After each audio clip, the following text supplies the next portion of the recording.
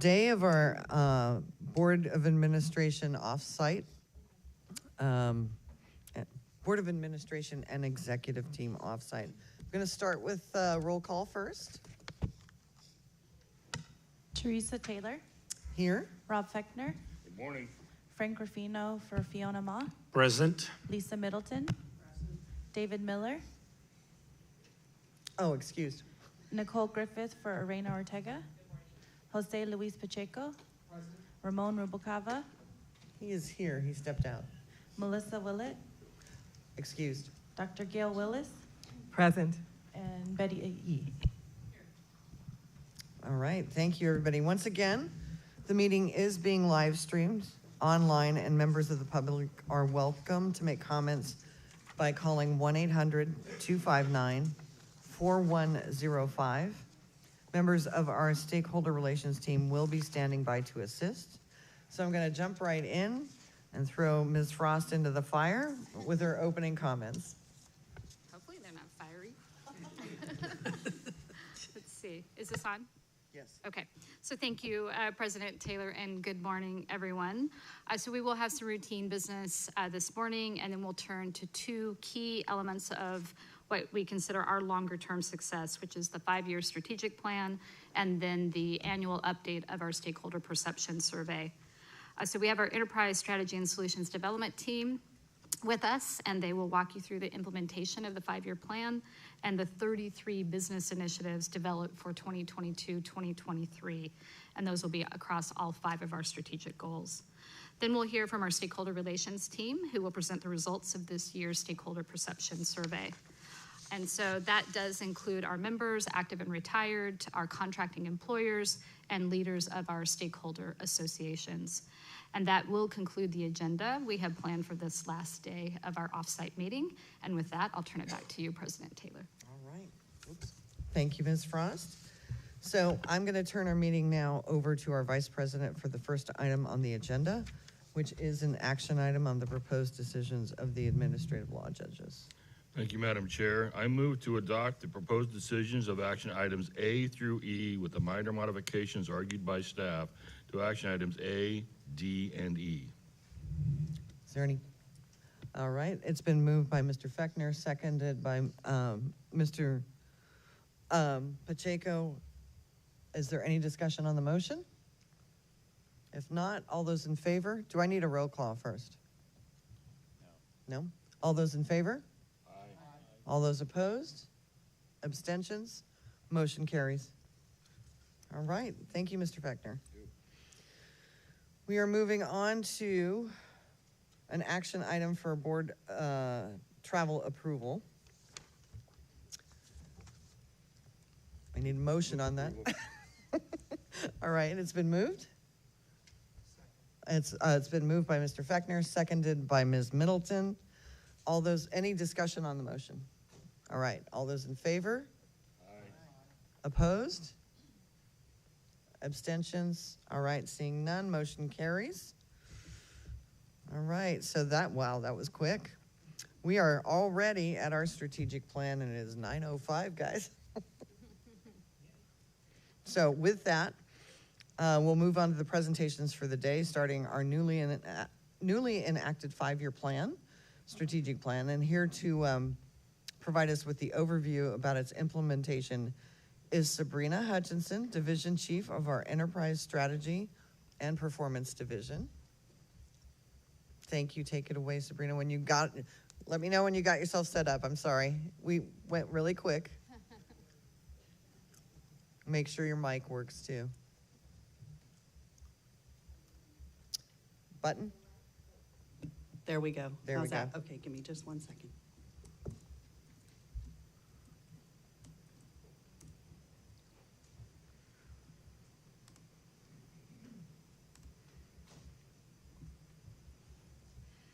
Where's the PowerPoint? There it is. All right. Good morning, everybody. Good morning, board members and executive team. I'm happy to be here today to discuss our strategic priorities that will guide us over the next 5 years. And these priorities are outlined within our new 2022 through 2027 strategic plan. Next slide. So our agenda, we have about a 1-hour session planned with you today to reinforce our key focus areas as we head into this new fiscal year. As a reminder, the board heard the first reading of the plan in February and then the second reading in April, where we received your approval on this new plan, which went into effect July 1st. Our intent of today's review is to discuss kind of the overarching plan, but through the lens of hearing the work that we're going to be focused on in the first year of the plan, and we call these our business plan initiatives. Your materials include the final new strategic plan document that outlines in more detail the goals, objectives, as well as our strategic measures. And you also have a draft outline of the business plan that kicks off in alignment with this strategic plan. I'll also be highlighting our enterprise reporting process that is in place for you as the Board of Administration to help assist in fulfilling your oversight role. Next slide. So a bit of a recap. Over the past 2 years, we've been working together to take a look at our strategic priorities and ensure that we're focused on the right things. We took a phased and comprehensive approach to do this that included significant analysis, as well as internal and external stakeholder engagement. We also validated that our mission and vision has not changed, which allowed us to conduct more of a refresh and expansion of the prior plan. We added focus goals for our members and stakeholder efforts, and we incorporated our internal efforts into a new organizational excellence goal, where you will find the elements of risk and talent management, as well as elements of our prior reducing complexity goal. And of course, critical to our existence is our continued focus on pension sustainability and the health program. Next slide. So to reinforce the comprehensive strategic planning framework that we work within, I'd like to review this visual. The foundation, everything that we do, our mission and our vision, provides us that insight to our aspiration and clearly states our purpose for existence, which has certainly not changed with the refresh of this new strategic plan.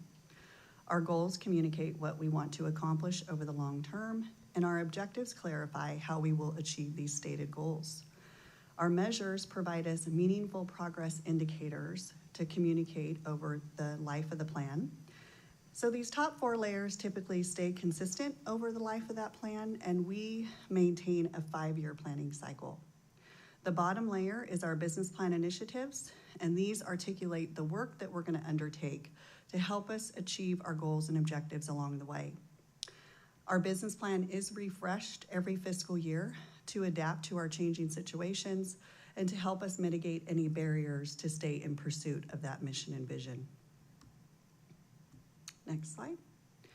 So today, I want to bring your attention to the plan through the lens of the business plan initiatives. So the work and the projects that we're going to be engaged in this first year. Many of the projects that we have are multi-year projects, which is why you see a number related to continuing initiatives. And overall, as Marcy mentioned, we have 33 planned to help us implement our strategic priorities over this first year. As we review together today, I'll be summarizing each goal briefly with the focus on the initiatives aligned to each goal. And I'll plan to pause after each one of these elements and open it up for questions and discussion. This is where the executive team will help address any specific questions and provide additional context based on your dialogue. So first up, next slide, is the member experience. Our members are at the heart of everything we do, and our focus is on ensuring that our members receive timely and accurate benefits, as well as improving our service capabilities along the way. So 2 of the initiatives that our customer services and support team will take on this first year is first the customer service projects, which will implement capabilities to transmit timely and relevant information electronically to our members, such as condolence packages and other important information on demand. The Improved Communication Channels initiative will leverage technology using artificial intelligence capabilities to improve accessibility to CalPERS knowledge and also replace an internal knowledge management system to better assist our members and internal teams. So again, this is a very high-level slide with just the titles noted for the initiatives. You notice there. Details are in your attachments, but I'll go ahead and pause here and open it up for any questions or comments. I don't think I see any right now. Very good. All right. So critical to our existence are the efforts related to strengthening the long-term sustainability of the pension fund. A few of the newer initiatives are focused on our sustainable investment strategies, and these are related to diverse and emerging managers to further our commitment to equal access and opportunity for our business partners and teams, as well as ensuring a just transition to net zero by 2050, and our human capital management strategy to utilize advocacy, engagement, integration, and partnerships. And you heard really good insights around this area of opportunity from the investment sessions on Monday.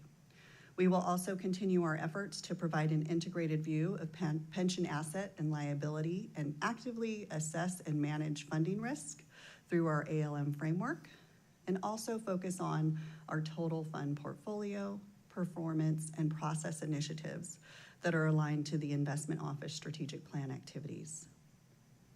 I'll go ahead and pause here and ask for any dialogue or questions. Okay, I am not seeing any. It looks like everybody likes this, so. Very good. And you had, this is a nice lead-in because you had such a thorough Right. session to get here. So this is really the review. Okay. So the exceptional healthcare goal will ensure that our members have access to equitable, high quality, and affordable healthcare. The health team has been extremely engaged on many projects that will continue into this fiscal year, such as the Behavioral Health Screening and Treatment Initiative, improving health data quality and application, pharmaceutical strategies, as well as increasing healthcare competition, promoting and improving health equity, and the Quality Alignment Initiative that is focused on improving performance measures within our health plan contracts. And new this year, we're focused on advancing primary care with the intent to promote patient-centered, accessible, team-based, data-driven primary care that provides care management for patients with complex conditions and really an integration of whole person care. So my question on that is how, that's excellent. I've always thought we should do something like that. How are we working towards that with our carriers? The primary care. There's your, yeah, you're on, but you're, yeah, there Sorry, you go. is the question about primary care or whole person care? Both. Okay, well then I'll answer both. So primary care is integrated in a lot of different ways. I need the mic a little closer. Let me Thanks. try a little harder. Is that That's better. better? Yes. Too good or Yeah. okay? That's great. All right, great. So primary care is integrated in a number of new ways. One is the primary care matching. There is advanced primary care. We talked a good amount about it yesterday. Includes things like using primary care to help improve our behavioral health outcomes, coordination, et cetera, is a central part of our contracting strategy with the HMO 5-year procurement. We're working a lot with our partners at Covered California and DHCS to develop best practice models that we build into our contracts collectively. So we're sending a single message about what constitutes high quality primary care, another one. Whole person care, the idea of whole person care is that you look at some of the situational and social drivers of healthcare. The place that I like to point to are the supplemental benefits that we've been leaning into over the last few years on the Medicare side. So helping people with transportation needs, nutritional meals after discharge from a hospital, all of the supplemental benefits that Medicare authorized as part of the Chronic Act almost decade ago now, hard to imagine. We are actively looking at early outcomes from our work, changes to our contracts, and trying to differentiate the ones that are making meaningful differences and the ones that are not. Our hope is to standardize them across all health plans, so that once we're able to, and as we are able to identify the health enhancing ones, everybody is providing them at the same level. Nice. So those All are right. some of them. Thank you very much. Anybody else? Thank you, Dawn. All right, continuing on here with our stakeholder engagement activities. So of course, this is a very important component for us as a goal to promote collaboration, support, and transparency. A couple new items planned for this year to improve our services is first through the implementation of a new email platform that provides enhanced capabilities for customization and data analytics, and also through engagement with our stakeholders by hosting dialogue sessions that allows for input on CalPERS policy and program development before, during, and after implementation. Let me go ahead and pause here. I am not seeing any questions. Thank you. Okay, this next goal is more internally facing and has 6 objectives supporting this one goal. The initiatives that are aligned here are covered over the next 3 slides. This goal overall covers efforts to improve our processes and create efficiencies, maintaining a risk-intelligent culture, talent management strategies, employee engagement, leadership competencies, as well as promoting diversity, equity, and inclusion. So these first initiatives here noted on this slide are focused on improving processes and operations, as well as cultivating risk and compliance. The new items include an organizational-wide effort to establish workload reporting metrics for all teams throughout the organization to ensure accountability and transparency. The operational process improvement initiatives will include lean opportunities. The compliance and risk management assessment initiative will increase the first and second lines of defense for compliance and risk management to improve effectiveness and mitigate potential risks. And the Project Efficiency Framework Initiative will develop a metric to measure the effectiveness of allocating resources to various projects, initiatives, and technology solutions. I'll pause there. I do not have questions, thank you. The next area of this goal is focused around our people, talent, and culture. A few of the new initiatives here serve to create our new workforce plan, further develop our leaders, and enhance our performance evaluation process, as well as establishing talent management strategies to include the assessment and reporting of career advancement at CalPERS. We also look forward to administering our employee engagement survey and implementing action plans based on our team members' feedback.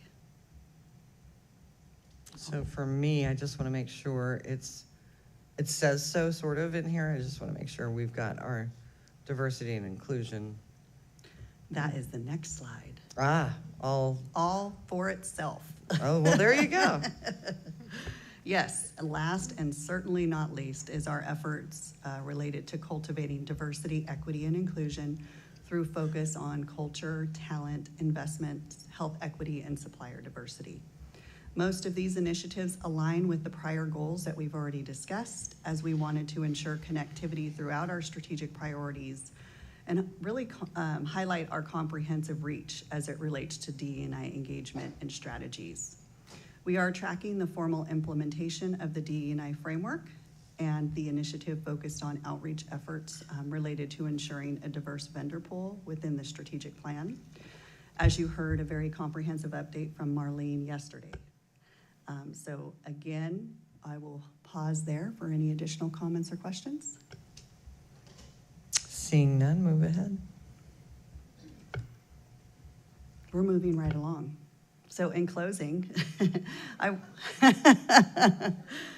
I wanted to reinforce, especially for our newer board members, that our enterprise performance management system really involves the development implementation, monitoring, and reporting of all of these things we just talked about that really measure our performance along the way for our strategic and business planning efforts. Each quarter, we work with our program areas to report on the progress of all of these items, and we assign red, yellow, and green indicators to communicate if we're on track, off track, or if something is at risk.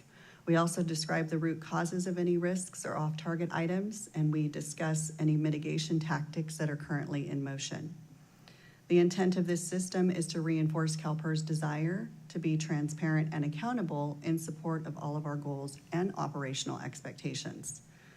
I'm also pleased to report that we have made great progress on integrating enterprise risk into our reporting process, as we've been collaborating with the Risk Management Office over this past year, and we expect that as part of our first quarter report to you in November, you will also be able to view the enterprise risk indicators in alignment with each of our goals to better support risk-informed decision-making.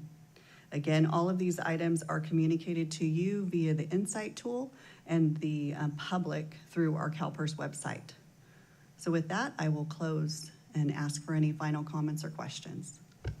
Certainly, I do have questions. So, Jose, go ahead. Thank you very much. I really appreciate this. Thank you very much for this. Good morning. So I want to go back to the member experience slide. I think it's page 6.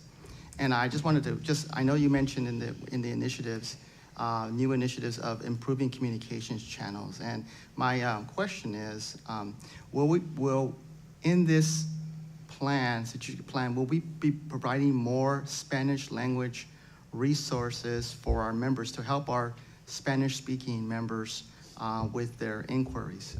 I know, like in the website, it's pretty much English, but there are technologies out there, I believe, and I don't know, that can change the website to Spanish or Vietnamese, for instance.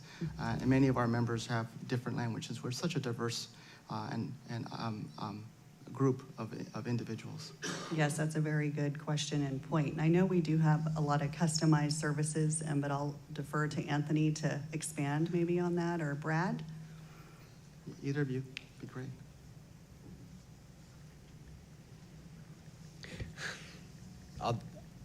I can give an update on how we handle the inquiries coming into the contact center, and then I'll turn it over to Brad to talk about any website enhancements. We've been working with a vendor we have in-house, and we're just working on renewing a contract with them. We have this great service where if somebody calls the contact center, we can immediately respond to our multilingual vendor, and it's seamless with the call, and they can handle, I forget what it is, like 180 languages. Wow. And immediately the agent comes on and is able to translate the call for us with that member. So it's something we've just implemented over the last 6 to 12 months. Before, we would have to transfer the call to a bilingual speaking team member, and that could take a little time. Maybe that wasn't available, so we've implemented this new process. So there are enhancements there to help with inquiries to the contact center and taking care of those members. Also in our regional offices, we have bilingual appointments set up for the member to assist them. That's wonderful. What about regarding resources, communication material, and so forth? I'll let Brad speak to that. Yeah, hi, Jose Luis. There's a couple things that we're doing to improve communication channels. So today you probably receive our member newsletter on a monthly basis that comes to you via email. We're moving that to a new platform that's going to give us better data analytics of what our members are reading, what they're interested in, and we're going to be able to tailor some of these stories to our membership that we can better do today. You might experience that when you shop with a retailer, if you look at a particular product, you might get an email about that maybe in the next day. We're going to be able to do that as our members go onto our website and they read these newsletters. If they have a particular topic that they're researching, we'll be able to message them about that the next day and keep that in front of them moving forward. The other thing that we're doing is we're working with our IT department to look at our website in its totality, and it's been a while since we refreshed our website. Probably in terms of technology, it's a little outdated. And so we'd like to look at the user experience and see how we can improve that for our members. And so we'll be doing that over the next fiscal year. Have you thought about, with respect to the website, have you thought about those new technology? I believe it's the chat bots. I'm not sure if that's something that's on your roadmap. Yeah, I think that kind of falls in Anthony's area a little bit. Back to me, Jose Luis. You guys are going back and forth. Yeah, we have looked at that technology. We're researching it. We're trying to implement some AI type of things, what Sabrina mentioned, like learned behaviors that would help the member without calling the contact center, through FAQs that could prompt them with the most updated information based on the responses that we typically provide to members, and starts to learn what their behaviors are, what type of questions they're asking, what type of responses they're looking for, and then that could evolve into a chat. Sometimes the chat, the thought is you'll need less resources, but you actually need more resources at the beginning until you train. We have 1 million contacts a year, 1 million inquiries a year. So it takes a while for the agents to get up to speed in using that type of technology. So we're trying to evolve in that, and we have done a lot of research on it. No, I could imagine it's very complicated, but I was just curious if that was on your road. It's on the radar. It's on the radar. That's Yes. that's wonderful. Well, those are my questions. Thank you. Thank you, Sabrina. Ms. Yee? Thank you very much for walking through these. This kind of goes to my always sensitive, connection with the DE&I set of issues, and thank you for including them in terms of the strategic initiatives. I was trying to figure out, in reading the actual goal of how we describe organizational excellence, of how to incorporate kind of the DE&I better. I don't know that the description about cultivating a risk-intelligent, innovative culture through our team and processes kind of captures that. And so I'm just asking for maybe a little bit more work on trying to figure that out so the DE&I doesn't feel like it's such an outlier when it's kind of as stark as a strategic initiative. I don't know if that makes sense. So Sabrina, I'm wondering, to clarify, does that include not having it more integrated into each of these sections, is what I'm wondering, Sabrina? I think it's okay as a standalone. Okay. Because the way it's described as a strategic initiative is pretty all-encompassing in terms of, whether it's talent, supplier diversity, all of that. But and it is a cultural dynamic. But as you look at how we, define organizational excellence, I feel like that's kind of lacking in terms of picking up that spirit. Does that make sense? Can I add something? Yeah. Thank you for the question, Ms. Yee. So the way that this slide is laid out is this sort of centralizes all the work around D&I in one sort of spot where everyone can see it, similar to the slide that I showed yesterday that had the organization where it was touching all the different areas. The point about this deck, though, is that other DE&I efforts, like the ones around health and the investments and things, are located throughout this document. Yeah. The way I think about DE&I when we talk about risk intelligent and innovative culture is that, for me, not doing the DEI work is a risk. It's a big risk. And so what we're looking at in terms of, putting this in risk intelligent and innovative is that, I was going to say when we're done, and we'll never be done, but, Right. as we progress with this work, the DEI work is integrated into all of our processes. And so when you think about the organizational excellence, what we're looking at is bringing DEI into our work processes.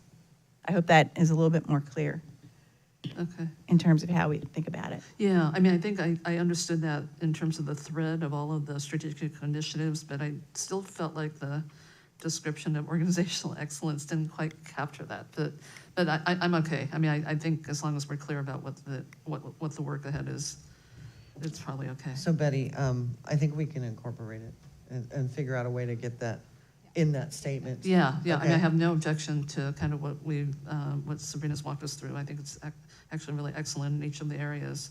But when it comes to kind of the actual organization, right? Okay. Thank you. Thank you, Betty. Anyone else? Questions, comments? Thank you, Sabrina. Okay, thank you. I'm off. I really appreciate the presentation. And you did a great job. We're supposed to be already at, so just skip break and keep moving? All right, then. All right, so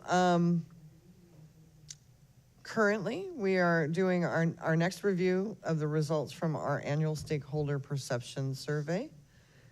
Leading the presentation is Mr. Kelly Fox, our Division Chief for the Office of Stakeholder Relations. Presenters, David Takearts, Division Chief, Office of Stakeholder Relations. We're way ahead of schedule.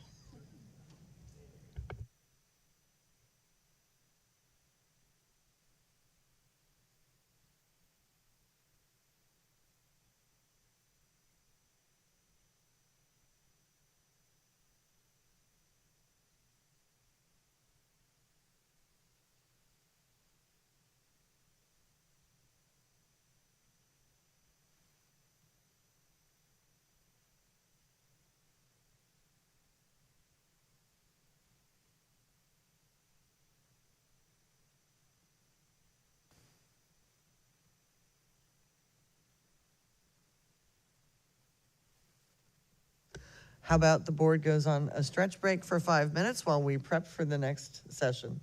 Thank you very much. So let's do 9:32, 9:37, 9:40.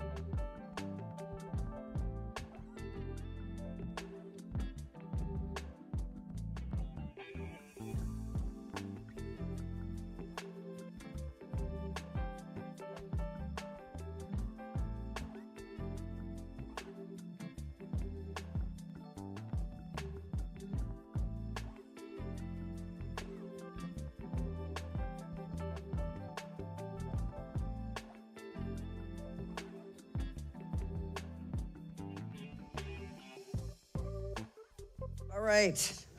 So we are back at our the stakeholder perception survey. All of our folks are here. We've got Kelly Fox, our division chief for the Office of Stakeholder Relations, and David Takeart, assistant division chief, Office of Stakeholder Relations. So take it away, gentlemen. Thank you, Madam President, and thank you to the board members. We appreciate the opportunity here to speak to you and discuss our annual stakeholder perception survey. So I am a CalPERS team member and the division chief from Stakeholder Relations, as Madam President had introduced. With me is David Takeart, a newly promoted assistant division chief in Stakeholder Relations. And we apologize for the delay. We had to transition the voices from the public comment, and so when it happened so quickly, we had to make that transition, so we apologize for the delay. The subject here on the perception survey, I think, not to create a spoiler alert, but the perception is still very good, and we are very proud of the CalPERS team and the enterprise in maintaining such a high rating with the survey. So along with me here with David, he's going to be doing the primary presentation here. David and his team are deeply involved in the perception survey and conducting the survey, as well with an assist from our Prada team who provides the oversight for the results. So at this point, I'll turn it over to David, and I promise that he won't be throwing cold ocean water on the fire. Thank you, Kelly. David Takearts, CalPERS team member, usually the disembodied voice of public comment, now incarnated for your viewing pleasure today. I have the pleasure of providing you an update on the annual stakeholder perception survey results. Usually we share this to the full board in a regular board meeting, usually in a 10 to 15 minute update. It's pretty short and quick. This time, first time sharing at an offsite, so I'm glad to be able to share a little bit of background, a little extra context, and happy to take more questions and kind of get into this in a little bit of a less formal environment and talk about opportunities for this survey going forward and things that you may have some curiosity about here. The purpose of the annual stakeholder perception survey is to gauge the overall sentiment of various segments of the CalPERS stakeholder universe, which is vast and complex and multi-layered, and folks with different opinions about how CalPERS business should be conducted, how the money should be invested, how the pension should be administered, how the healthcare should be rolled out and purchased, and everybody has the same general goals, but how to manifest that, there's some different opinions, and it can be very challenging to satisfy all cohorts at once, of course. So the survey that we do here tries to cast as broad a net as possible to survey different groups. And one big challenge is simply to define the term stakeholder. What do we mean by that? And so I know that we have many new board members who are joining us here and representatives of board members who are not here with us today. So I thought maybe we might start by defining who are the stakeholders that we're talking about and who is being surveyed here and whose opinions are we sampling. So when we talk about stakeholders, this is kind of a challenge within CalPERS when we say, like, okay, who are our stakeholders? In a certain sense, all Californians can be seen as stakeholders. Everybody has some skin in the game, right? Everybody is a taxpayer. Everybody is in some sense funding the state agencies and local governments and schools that have employees who earn pensions, who get health care that is, administered by CalPERS. So they do have some stake in the game.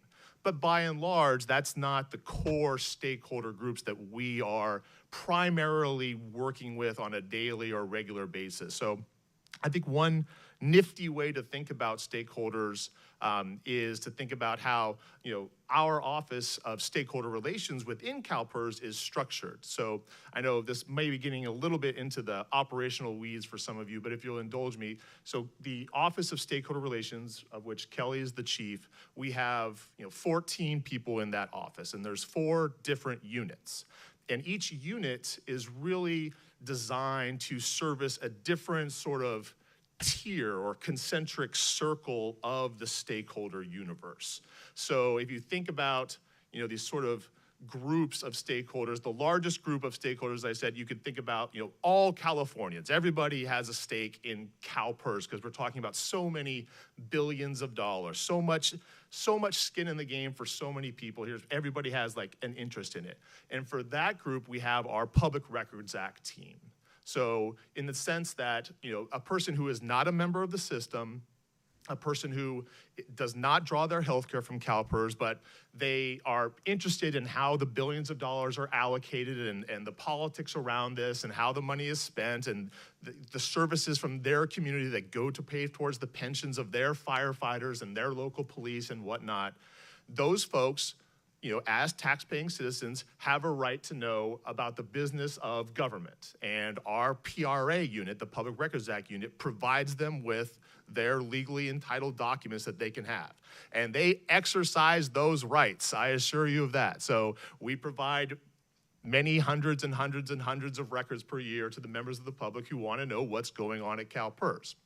So we do that. So we do have a responsibility to the broadest sense of stakeholders, whether it's Joe Public or Joe Pension Critic or Joe Media. We will give that to them. The narrowing down in the concentric circle of the stakeholder universe would be the members and the employers. Okay, so the active members, the people who are working for the state agencies or the cities, the local governments, the special districts, the schools, those folks, clearly have more skin in the game. They are the ones who are either paying into the system right now or have already retired and are drawing pension checks, or on the healthcare side. There are some folks who contract and have CalPERS healthcare without the pension side. Or that they are employers. They work for members, they work for agencies that are part of the system. They're members as well, but their job is also to interface with CalPERS to some extent. So those folks are clearly even more stakeholders, right? Their lives are more closely intertwined with CalPERS.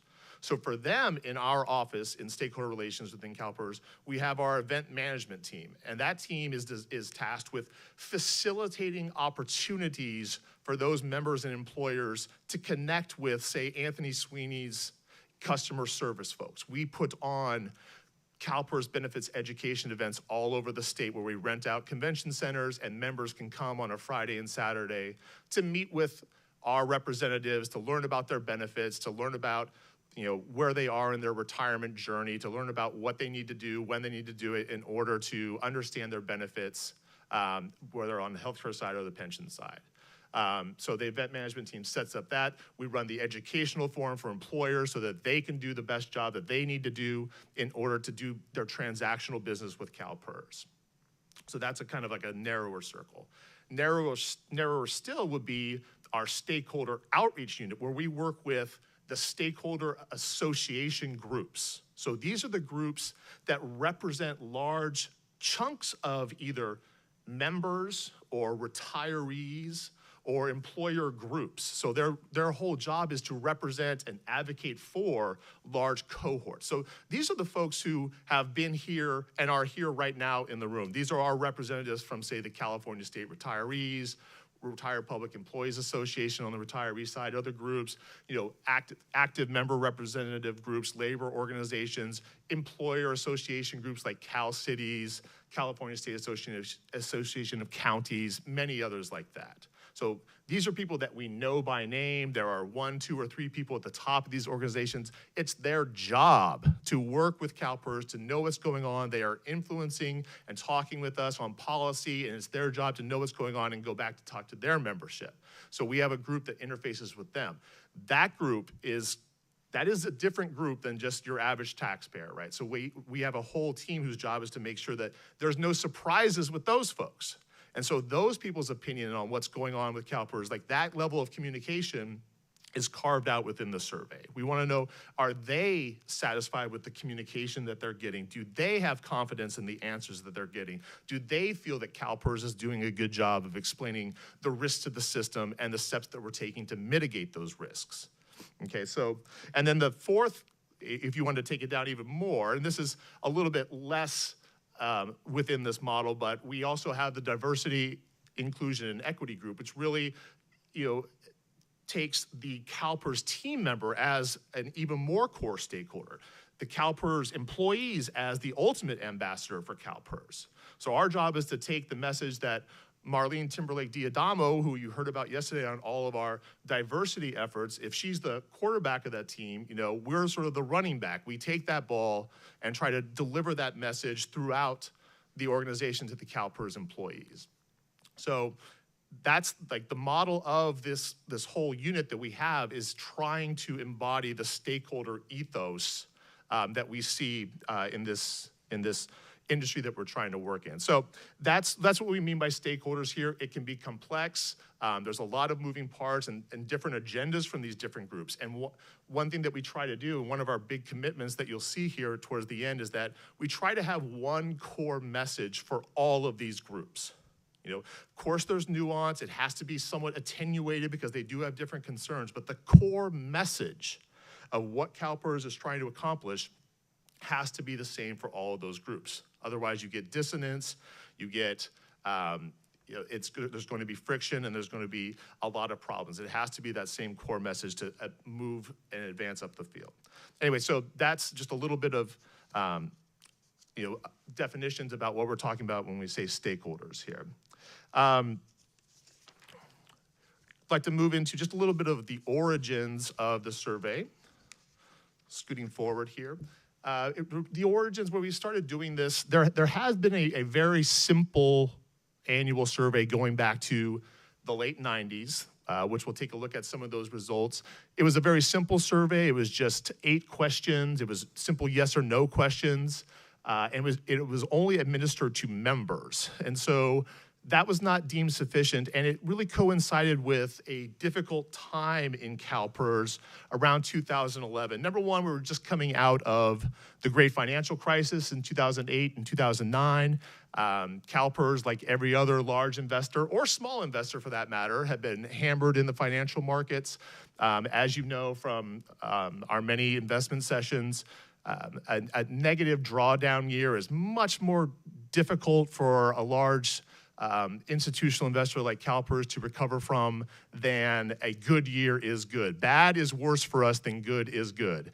And it's taken well over a decade to recover from that. And so big challenges there. There was a negative 24 return trough there, taking our funded status into the 60%.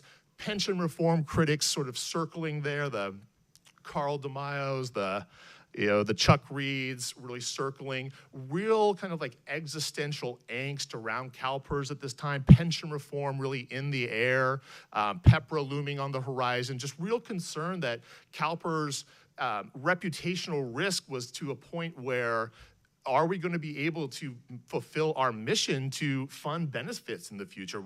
Structurally, will this entity continue to exist as it has in the future? So really need to get our arms wrapped around, what does the stakeholder universe think about CalPERS right now? Again, talking about over a decade ago now, so we're going a little walk back through history here, but what was the lay of the land? So first of all, the work was, how do we idealize, what do we want to be seen as? And so this was work that was done through a third-party vendor, came in, sort of did focus groups with the board at that time, and with the executive and top leadership team, the executives and the chiefs there. And they came up with these 9 or so sort of aspirational goals for how CalPERS as an entity wanted to be viewed. To be clear, this was really not how they were viewed at this time. Again, sort of a nadir point for CalPERS reputationally at the time. So respected for soundness, admired for customer service, trusted, committed, these types of words. Respected for ethical, energetic, and my favorite, felt leadership. I'm not exactly clear. I really did go back and search all of our documents for a definition of this word. No definition offered, so interpret that how you will. Recognized as engaged and responsive to stakeholders and respected for honoring our core values. So that was the goal. That is what CalPERS wanted to be seen as, and so that was the effort, and that's what was commissioned. So CalPERS enlisted 2 different third-party contractors to design a series of surveys, qualitative interviews, a complete online media scan, news media scan, to try to get the total lay of the land for what was the opinion about CalPERS, so that once you could understand that baseline, then you could start to build back, okay? You could start to say, what are our soft spots? What do we need to work on?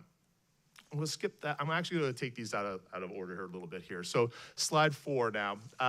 This, by the way, is a slide from one of those vendors. And this, by the way, is why now we make all the vendors use our brand guidelines, because you can see how it just kind of like jars out at you. It doesn't look very good. So that's a nod in the favor of our visual design team here. But you can see here what you're looking at, looking from the left on, that sort of like teal greenish color there. That's the results of the overall approvals going back to the late 90s, as I mentioned. And those were just for members. So that's the longest, as far as I know, that's the longest running survey data CalPERS has of any kind, going back now 24 years. And you can see that the overall approval rating for CalPERS was in the 80s. So in general, 80% of members thought that CalPERS was doing a good job there. And it sort of fluctuated through the late 80s, kind of went down a little bit during .com era, 2001. Peaked up there. This, by the way, CalPERS did, even after the .com era, CalPERS did get back over 100% funding for a little bit there. Then you can see the big sort of trough down after 2008, 2009, coinciding with the global financial crisis. Then we start to get these new lines added in. That's when we started in orange. That's the employers. Okay, after we commissioned these new surveys, we started surveying the employer community, and then the purplish line is CalPERS employees. Okay, and you can see that especially the employers were really dipping down there. And so that immediately became a huge focus point, and it has continued to be a focus point for CalPERS, has been what can we do to get the employer sentiment up? And it went, you know, when we started this overall process, really the heart of the process started in 2013. The revitalization process is really 2013 there. And you can see it began a steady march upward through 2015. And as we get into present day, you'll see that it has continued to go up, but that cohort, the employers, continue to be a little bit lower than the other segments. Go back now to this one. So throughout this, what we call the stakeholder assessment project, which was 5 touch points with this combination of surveys and interviews done with these different cohorts through this 2013 to 2015 era, these were the 5 challenge areas. Lots of things were seen as CalPERS is doing very well. Number one, no one ever said that CalPERS has a problem performing its core functions. CalPERS does send out pension checks, and they do cash, and they do spend. Absolutely no one has a problem with the core function of CalPERS. The healthcare purchase occurs, and people get their care. It is these these other pieces here that were considered to be the problem. First and foremost, it was this customer service specifically to employers, not to members. You know, the person who comes to say, I want to retire in 4 months, what do I need to do? That is not a problem. It was the person who works for a city or whatever who calls in saying, I have this weirdo situation, what do I do? And then that same person would call in trying to get another answer, in my opinion, and would get that answer and then say, oh, I got 2 different answers. CalPERS doesn't know what they're doing. So that was deemed to be a problem. So how can we fix that one? Communication overall, leadership visibility. And in kind of reading through this, you know, historically, this was, again, a lot of this was for the employer community. So not seeing or hearing from CalPERS for long periods of time, they felt. Misperceptions, a lot of this had to do with understanding about benefit design, the misperception that CalPERS could simply snap its fingers and reduce benefit design formulas and reduce costs significantly for employers. And then specifically calling out employer executive level satisfaction. Executive level, what do we mean by that? I'm talking here specifically about the city manager of a city, the top professional person of a city, not the mayor, but the city manager. Okay, for a special district, it would be the general manager. For a school, it would be the superintendent, the person for whom the pension liabilities are a daily fiscal issue that they're working with and they're negotiating with labor on, like that type of person. So those were the issues that were identified and really came to the surface. So those were the things that we were working on and continue to work on today.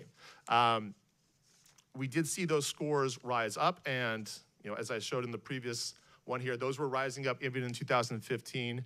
And we'll show you what's going on now. So let's fast forward here to the present.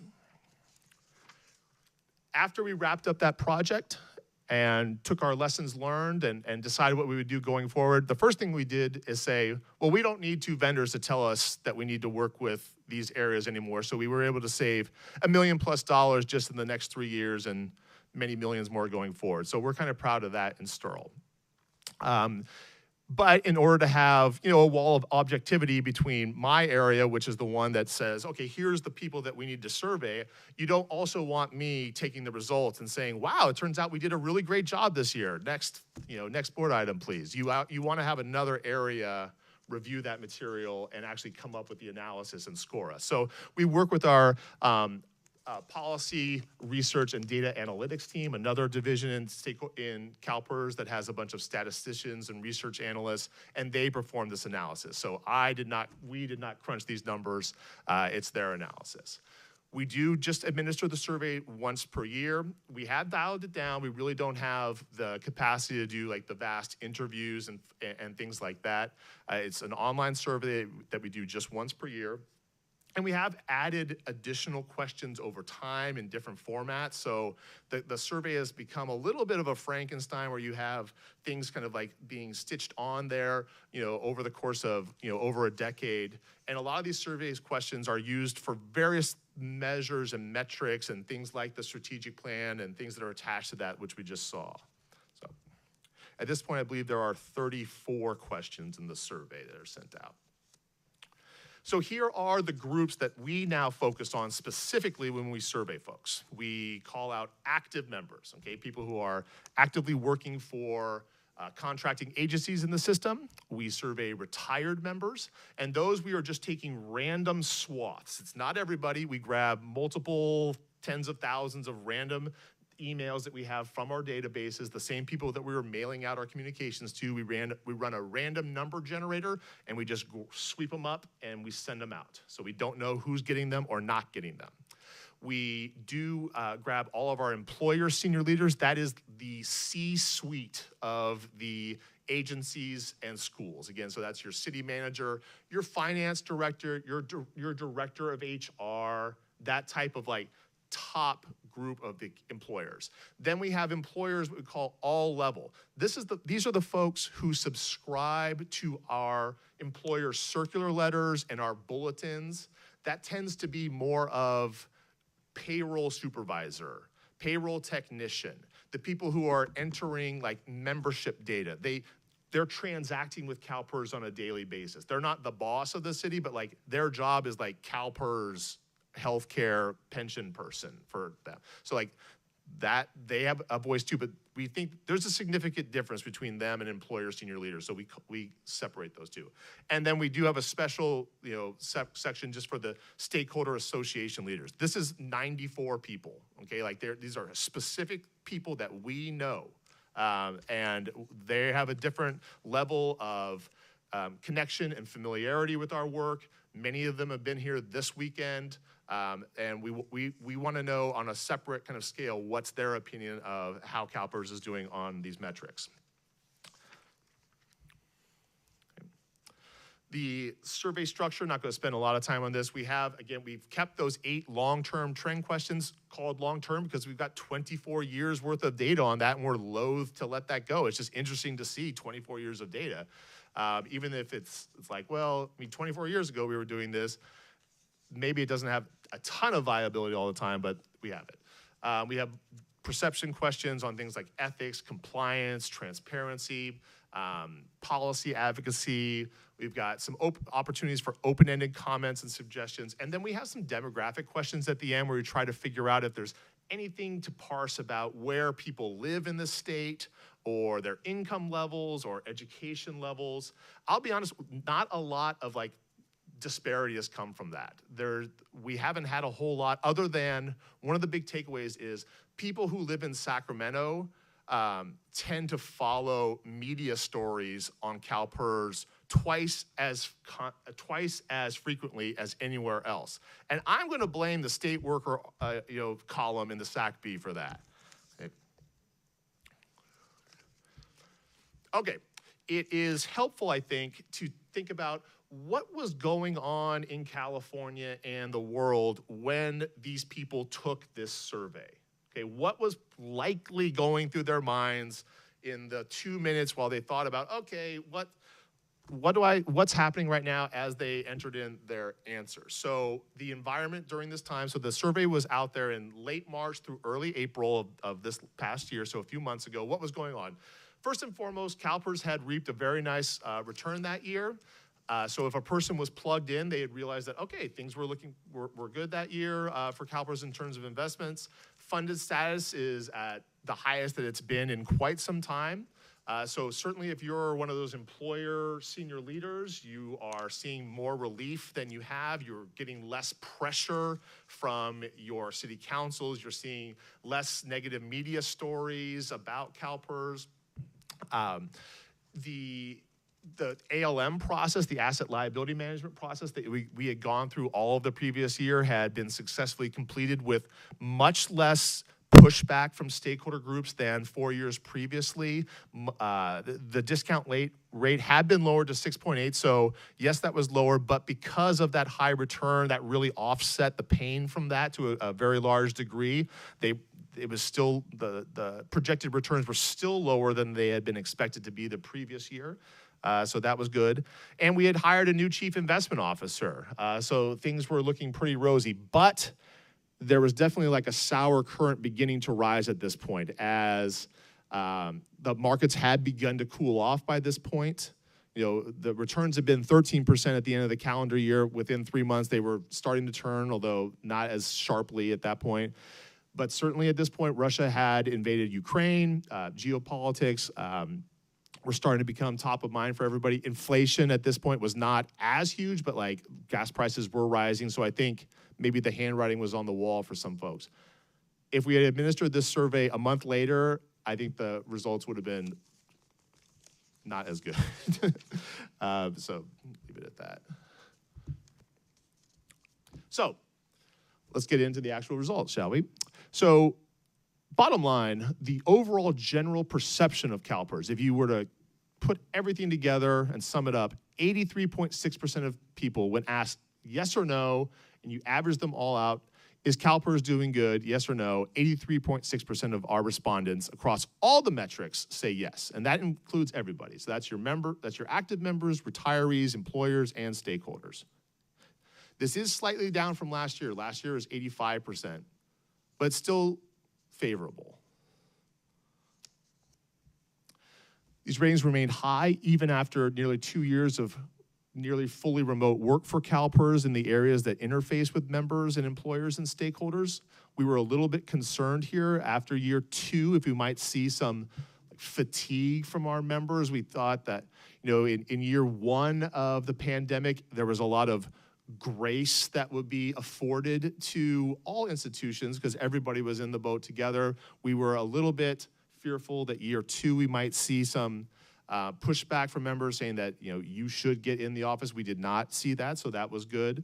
A big finding this year was that the belief that CalPERS is being managed well, that is now like the strongest indicator of overall satisfaction with all areas of CalPERS, meaning the person who says yes to the question, CalPERS is being managed well, also thinks that we're doing good in the areas of customer service, managing the retirement funds, balancing the cost and quality of healthcare, and everything else. For the last 4 years, it's been customer service has been that big sort of like decisive factor. Now is CalPERS being managed well? So I think that's quite remarkable. This is also the very first question on the survey. You open the survey, the first question is CalPERS being managed well? Yes or no? I mean, it's very point blank. And 89% of people said yes to that. I mean, I would ask you, name another institution in America where 89% of people think it's doing well. I'll wait. I mean, honestly, like they're simply, it doesn't happen. So I think that's a feather in our cap there. Lowest favorability ratings, no change here really in these last 4 bullets. I literally did not change them from last year because they're the same. Lowest favorability continues to be on confidence in retirement security. Like the question is framed as, are you confident that your retirement money will be there when you need it? That's the question. And that one gets the lowest score. And then the second one is, does CalPERS do a good job of balancing the cost and quality of healthcare? Those two continue to get the lowest scores. So like bottom line, like the main concern is, in a word, is money. Like that is the concern right now. What's the score, David? I have that here, if you'll indulge me for 1 minute. Not a problem.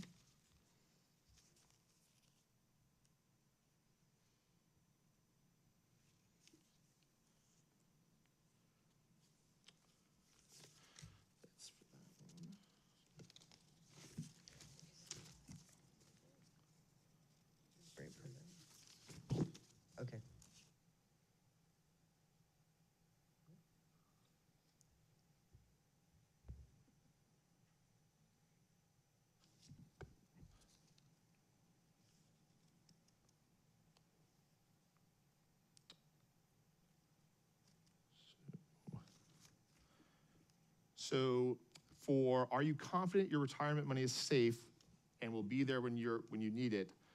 Active members, only 73% of members said yes. That's not bad. Okay. And now retirees, 86% said yes. They're receiving pension checks, so it should be 100% in my opinion, but. Well, yeah, and that's the contract that's hard to break. I think Right. even when pensions were going broke, that was one of the things. If you were already retired, you pretty much got it. Then I had a question.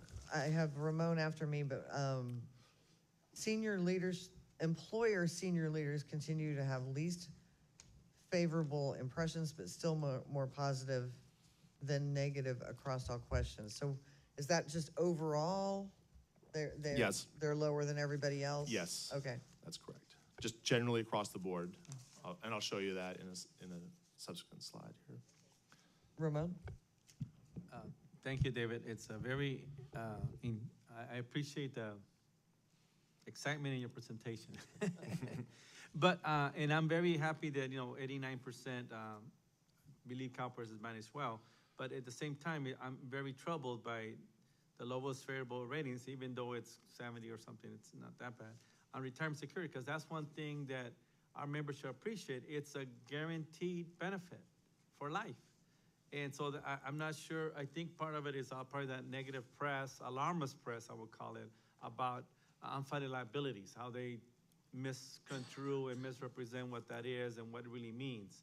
So I'm not sure if this is a lesson that we can maybe use to Brad's team or somebody's, Anthony, I don't know whose team, but we need to really let people understand that this is a guaranteed benefit that CalPERS provides. And So is Social Security, but a lot of folks. Yeah. So anyway, thank you. Just wanted to make that comment. Gail?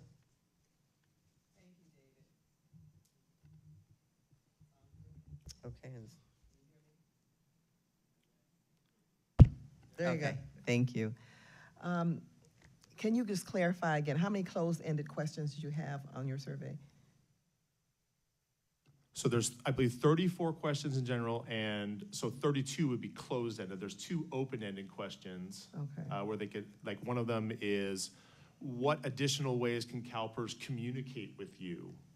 And then there's one that's even broader, just are there any additional comments that you would like to share with us? And so, okay, go ahead. No, go ahead, please, sorry. So the closed-ended questions, I know that correlates with quantitative data, and it's easy to determine the outcome. And of course, open-ended is qualitative in nature. So question, so how come you only have 2 open-ended questions? Well, as you alluded to, it's so much easier to quantify the ones that are either yes, no, or on what we call the Likert scale, where we make a statement. CalPERS is effective in identifying risks and explaining those risks. Strongly agree, somewhat agree, neither, or strongly dislike. Those are just so much easier to come up with a score and therefore chart that out. When we have, since the survey went out to over 100,000 people, and then even just 10% of those leaving the open-ended comments, and we scroll through those, it's very difficult to get actionable feedback from that, we found, because you'll get so many just diametrically opposed statements back to back. So we do read through them all, but it hasn't charted a whole lot more. Honestly, we get a lot more actionable information from the quantifiable data of the closed-ended questions. Right, because I know open-ended, I know it does provide more, insightfulness. Yes. And so forth. And with the open-ended questions, how did you analyze the outcome? I mean, did you do coding or what? We've tried a few different methods there. We did we ran it through a program that produces like a word cloud. So we just didn't find it that useful because the words were pension and investment and health, and it just didn't tell us a lot about what areas we want to focus on. I think one thing that we're going to end with here is a recommendation that we do some focus groups where we actually get human beings into a room and try to just have conversations with them, especially that employer senior leader cohort that continues to sort of be a drag on our overall favorability ratings, where we don't, and I think it kind of ties into Mr. Rubalcaba's point that, if the employers are expressing doubt about the viability and the reliability of the retirement savings, like that kind of percolates into the membership too. And so if we could understand their concerns and kind of suss that out through more of like a focus group experience, we might get some nuggets that we can then act on. I think it'll just be better than people typing in 8,000 comments, in the survey. No, I think focus group, I think that's an excellent suggestion. Thank you.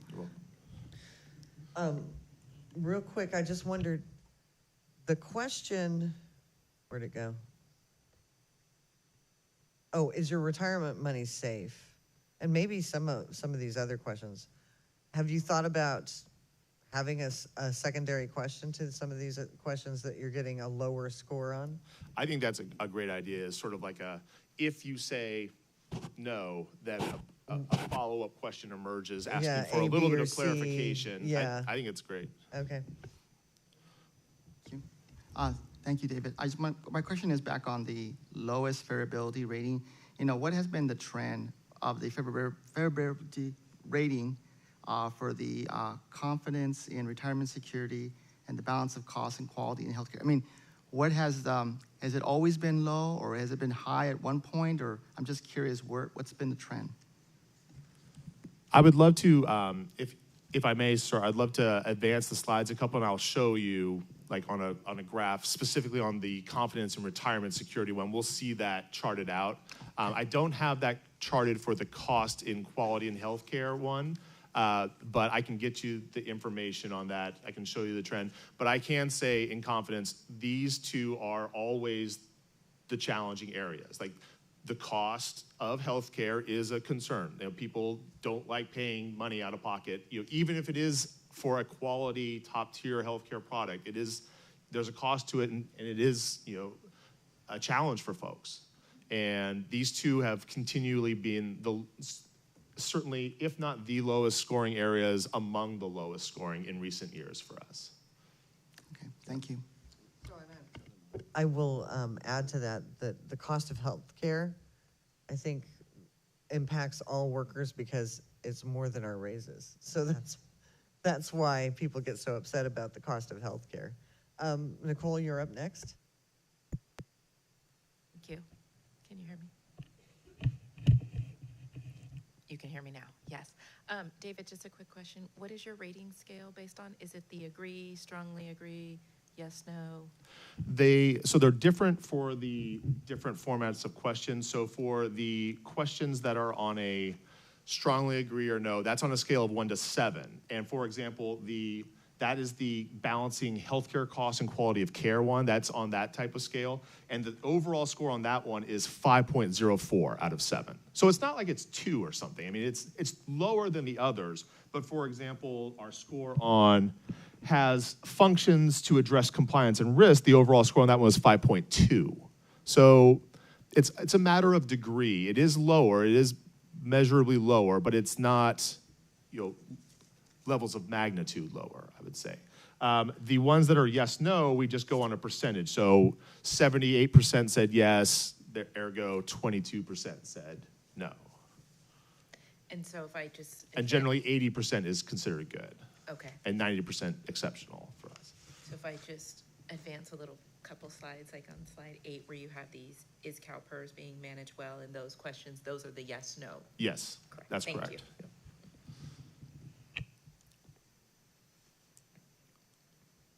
Any more questions? All right, go ahead. Thank you.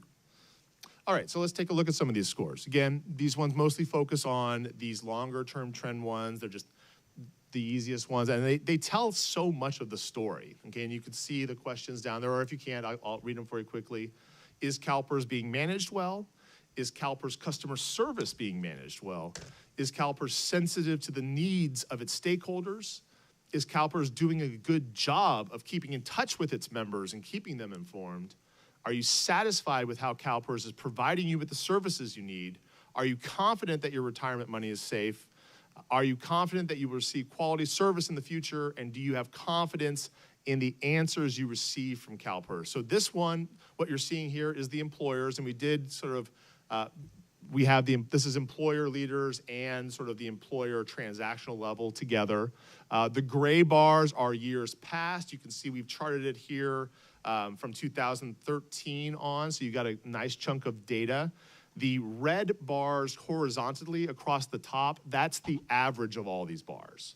So the blue bar at the end, the blue bar at the end of the column, that's this year. So you can see we are a little bit down from last year in several of these columns. We are up in keeping in touch with members. So this, again, this is employers saying we are doing a good job of keeping in touch with their members. Okay, so that one's up. You can see that one's higher from last year, but some of them are down, but still really across the board, except for that confidence in retirement money being safe, we're still above our average trend line. That's a big thing that we look for here is how are we doing overall compared to the last decade or so. We're looking for these long-term trends. These things do not pivot in 1 or even 2 or 3 years. These are like sea changes in changing the attitudes of these folks. You'll notice one thing that stands out here, you might notice in several of these columns, there's sort of like a crater in the middle. You're like, wow, what the heck happened in the middle there? That would be after our previous ALM changes in 2017-18 when we reduced the discount rate from 7.5 to 7, pretty steep drop down, shortening the amortization schedule from 30 years to 20, some tough love there for employers, okay, necessary, needed to happen, but you know, again, the employers will, you know, responded in, you know, kind here a little bit, but the scores have been steadily increasing since then, you know, and our CEO, Ms. Frost, has done an amazing job of going out there and talking to them. We went, you know, yesterday I went back and went through our list. You know, Marcy Frost has given 57 speeches to employer associations since she's been here. That's not just meetings with employers, but speeches to the employers. So she's been out there, like, doing it personally. You know, in the last 3 years, you know, Michael Cohen, our CFO, has also, like, taken on a lot of that. So, I mean, we have really tried to get out there and talk to large chunks of these folks and help to clear up whatever confusion and just be visible and be out there. And at first it was kind of, I remember you just kind of like take some slings and arrows, but now it's much more positive overall. So anyway, thank you, Marcy. Okay, so that's the employer. Let's look at what our members' sentiment. Higher overall, look at this. I mean, we're up at or near the 90s in approval ratings in most of these categories. I mean, it's really very good with members. And this is a combination of active members and retirees. Again, the blue column on the right is present year. The red bar across the top represents the overall trend line. So we are above the average trend of the last decade for all of these factors. So David, what's, so both on this one and the employer one, except for one segment for the employer, it looks like 2022 ends up lower than the rest of the years. What's your thoughts on that? 2022, I would say the 2022 is lower than last year, somewhat. And it's a little bit difficult to explain. It did not really pop to us what exactly happened there. I would just say that the scores are still very, very high.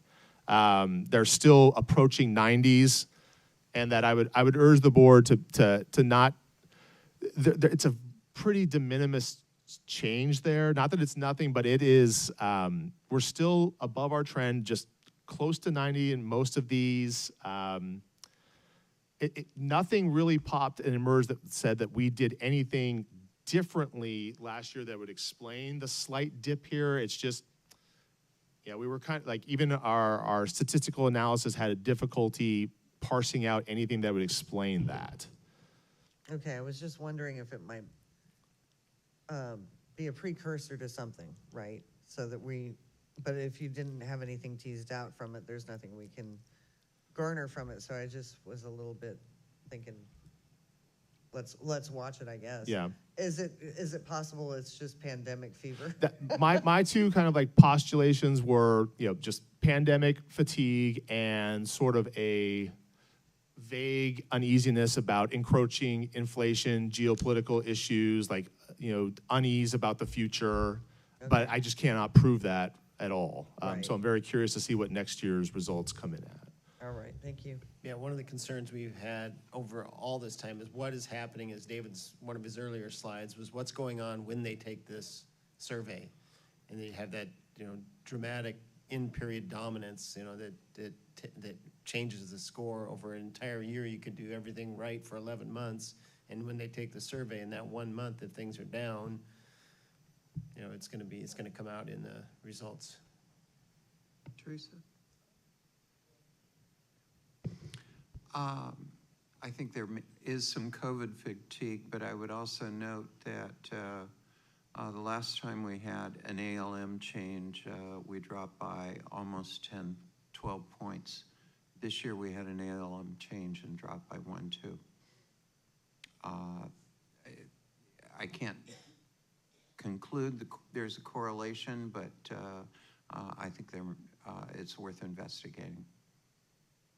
And if we only lost 1 or 2 points and an ALM change, that's progress. That's an educational process. Thank you. Go ahead, David. Nearing the end now, folks. So here again, now let's take a look at our stakeholder leaders. Again, that very small group of folks, which explains like huge variation because the smaller the sample size, just 5 or 6 extra people taking the survey or having an off day with no coffee will radically influence the score. So I take this with a little bit of grain of salt here, but you can see some scores. Some scores are approaching 100%. I mean, like, so I'll take that, but I wouldn't place a huge amount in that. But so is CalPERS doing a good job of keeping in touch with its members? Approaching 100% there. Our stakeholders are confident that retirement money is safe, so there's some good news. So the folks who are closest to the system, who are most informed, who most understand the steps that are being taken to mitigate the risks and promote the sustainability of the system and ensure that we're here in perpetuity, they are confident that the retirement money is safe. So I took some solace from that one. So score is very high here overall. And far fewer columns, you'll note, because we only started surveying this cohort in 2017. We have not always surveyed these guys. Rounding the horn here, so our commitment to stakeholders, access to the CalPERS leadership and team, as I said, we're out there on the road from the CEO on down through, my bosses, Kelly and Brad. The executive teams are out there meeting with employers, meeting with leaders, meeting with members through different venues. We're listening, we're hearing folks, we're trying to be as available and visible as possible. We do have one message, since we started this process, we've consolidated stakeholder relations, public affairs, legislative affairs, all under one shop, under Brad Pacheco, so that we're all getting that one message, and we spread that out to all the policymakers, decision makers, stakeholders, media, everybody the same way, the same message. Providing information, getting information out there early, before, during, and after policy is set, because no matter how often we get that out there, somebody might fall through the cracks. Our job is to catch people up, make sure that nobody forgets. So we have to understand, again, as I mentioned right up front, with so many different stakeholder perspectives and angles to this thing, not everyone's always going to agree on the best path forward, but we have to work together to move forward towards our shared goal of funding the system and being sustainable, and continue to focus on our strength with our customer service to our members. Specific opportunities and action steps coming out of this particular survey: continuing communication and messaging about the long-term sustainability of the system to address this concern about people not being confident that their retirement money will be there. How do we specifically address that? What's the best way to follow up on that? Heard some good advice here today from Mr. Rubalcaba, good advice from President Taylor on follow-up questions embedded within the survey to draw out some ideas from them. Demonstrate more thought leadership overall, that kind of like felt leadership, that visibility, continue both in-person and virtual education so we can tap as many stakeholders and members and employers as we can through this sort of like changing new normal of hybrid engagement that we need to do. Focus groups with senior leaders, we're exploring ways to do that, perhaps at the educational forum, other opportunities. Partnering with our health program, that focus on health data, which we heard about yesterday. Promoting the DEI framework, and always, you know, being an ambassador and advocate for the value of DB plans as the preferred model for retirement security. So with that, that concludes our presentation. Happy to take any questions. Do we have any more? Ramon? Anybody? Okay. Well, it was a really great presentation, David. I really appreciate it. It was very interactive, so thank you.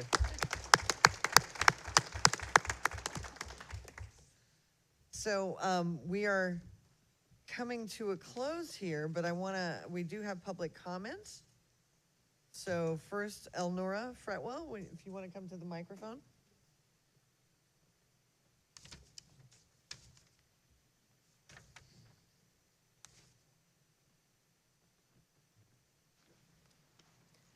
Good morning, everyone.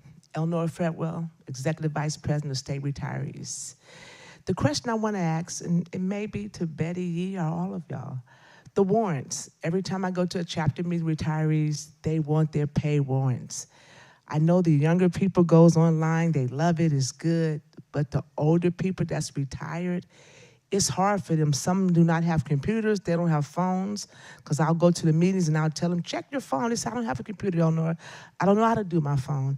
Some of them get less pay, they don't know why, but it's hard for the older retirees. So the question is, how come that we can't get the warrants anymore? Is there a reason why the warrants are not being done anymore? But I'm going to have Betty answer that. Okay. No, thank you for the question. This really began at the beginning of the COVID pandemic, and we wanted to make all of our operations much more efficient, but really as contactless as possible. And this was a step that we took, but I think as we've had this experience now for a period of time, just public education with our members is important. It's not going to reverse itself. We're in the middle of a global paper shortage right now, and it's the supply chain issues are significant. We're barely keeping up with supplies just for all the payments that we need to do on a regular basis. So I'm happy to just work with Marcy and the team to think about how to just try to make this transition a little bit more smooth. If you ever need information, we definitely are available to provide that to you, but it's a trend that likely will not reverse. So I just tell my members no? I would tell your members we're happy to assist with the transition, but I think the returning to how we were doing it with paper warrants likely will not be possible. Okay. Certainly not in the near term with the supply shortages. Okay, so tell them to call and get one of their kids or something and help them go online. Well, I'm not being funny. I can help. I'm not being Ms. funny. Yee, I can add to Okay. Ms. Yee's comments. From the member can call our contact center. Yeah. We get about 5,000 to 10,000 requests a month for CalPERS to print that warrant statement for them, and we're more than happy to send that out to them on demand. Okay, so you will print it? Yes. Okay, absolutely. and you will answer the phone, because they also say the phone. Absolutely. Okay, Don't thank you call so on much. the first of the month. Okay, yeah, appreciate that. And can you give me the number on the website? That would be the one they call? 1-888-CalPERS. Okay, thank you, And appreciate it. Anthony, that's on demand, right? So people do have to call. Yeah, they do have to call and get that if they want. Yeah, and All they right. usually know when their deductions might change, like if there was health changes or new tax year. So they could probably rely on those deductions as long as their net amount is the same. Okay, great. All right, thank you. Thank you very much for assisting Betty and Anthony. I appreciate it. So before closing, I do want to make some closing remarks. I have a couple of acknowledgments to make. First, I want to recognize Cherise Swedensky, I hope, from our board services unit. This is Cherie's last board meeting. She is retiring in August. Cherie joined CalPERS in 1999 and has served the state of California for 36 years.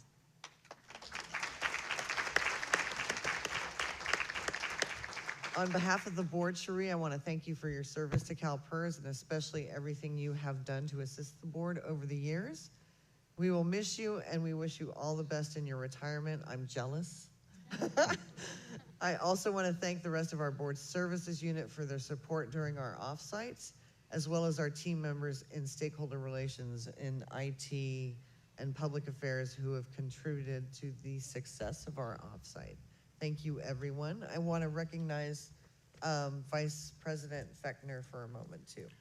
Thank you, Madam Chair. I just want to comment on Cherie's retirement. Cherie and I started about the same time, and we've certainly been through a lot of trials and tribulations over the years.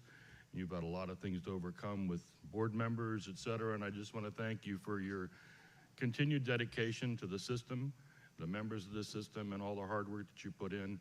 We certainly had some trying times, and I couldn't have gone through it without all of your help, so thank you.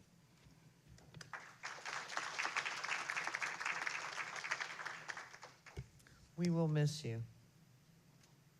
But have a good retirement. Can I call you anyway? I know, darn it. All right, so we are not having a closed session this afternoon, so this completes our business for this year's Board of Administration Executive Offsite Meeting.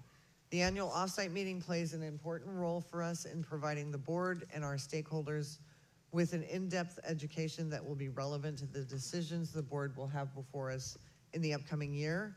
I'd like to thank our team again and guests for the excellent presentations and for traveling to be with us.